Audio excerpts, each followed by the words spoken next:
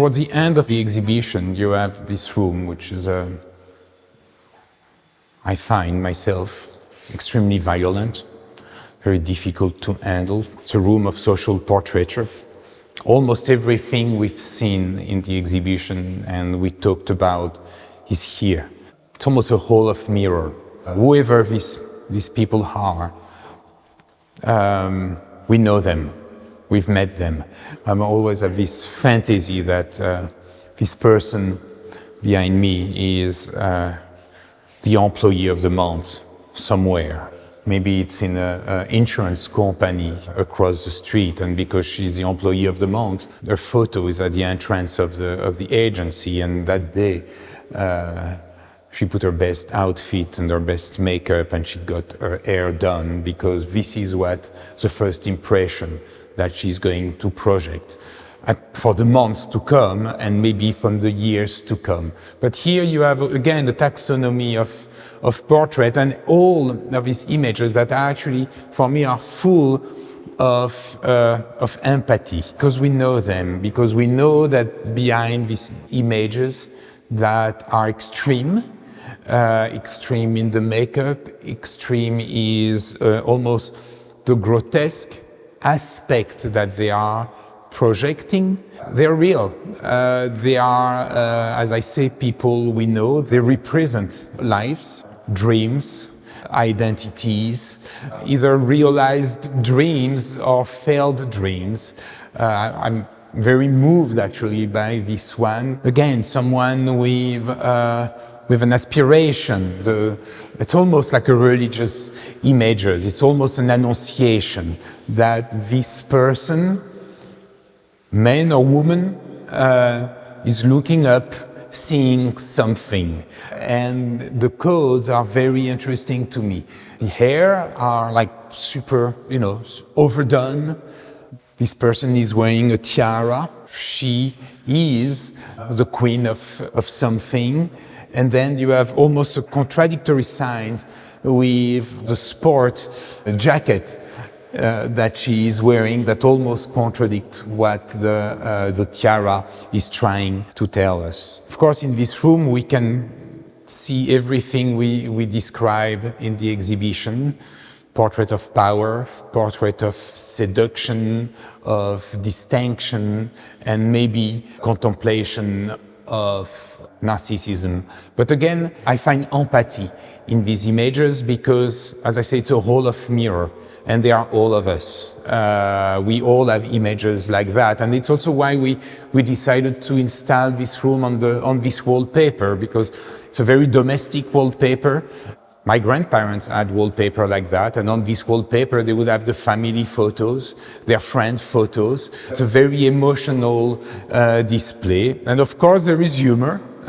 There's always humor in Cindy Sherman, and there is also humor in the choice that we made of the wallpaper, because you have a peacock here, and of course the peacock is the bird of vanity. And when you look at this exhibition, when you look at the work by Cindy Sherman, you can actually understand how universal these images are, whether they are about gender, male, female, non-binary gender, whether they are about pure theoretical, programmatic analysis and contemplation of the history of portrait throughout the history of images, from the great master to pornography, from fashion to film noir.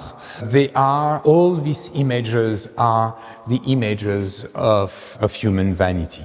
As we leave the exhibition, we're actually going throughout almost as if we're leaving through the window, through the Serralves Park, as if these images here, this landscape, this pastoral would have been taken as a background, the park here at Serralves. Almost you have like the liquid amber alley here, and something different happened in these murals, photo murals that Cindy Sherman has been producing over the last 10 years. There is a question of scales that was not present in the work before.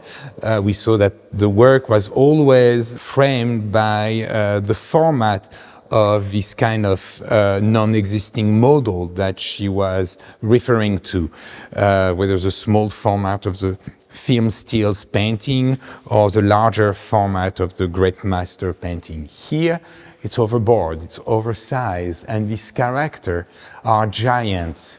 And I love this idea that these characters, they are all looking beyond us, and they are this dominating character. We have to raise our eyes to them to reach their gaze, and they all have this very stoic, static gaze staring at the horizon. What's also quite moving is that you see also the details of the body. With the scale of this work, you see the skin, you see the wrinkle, you see some scars on the finger. So these oversized images also exposed the humanity of the model. You almost have two paces here. You have humanity of this model, whether it's makeup or not, with this, you know, like when you get nervous and you do the thing with your finger and you kind of like, you know, do this little wound on yourself. But then there are still fiction, because you can see, for instance, here, this character wearing what I identify like a Illuminati costume, a Freemason costume. They are fiction also because the landscape seems to be at a distance, black and white, behind the color images of this character. This landscape is almost like the symmetry of the landscape is almost like the Rorschach test. You know, you put these images of symmetrical ink blots on a paper that you fold and reopen, and you ask people what they see into it. And it's a strategy to reveal your unconscious part of your mind. And this notion of the unconscious, I think, is also very present in Cindy Sherman's work. First, I mean, she has this body of work that directly refer to surrealism, but also this idea that the works are open to interpretation. And I think we mentioned that earlier, that every single visitor of the exhibition will project a narrative on the images, a narrative fed by their own experience and their own unconscious. And what I like here too is that because we are at a time of social media and permanent self-portraiture, there is almost a space here when people can come and make a selfie. So please, allow me.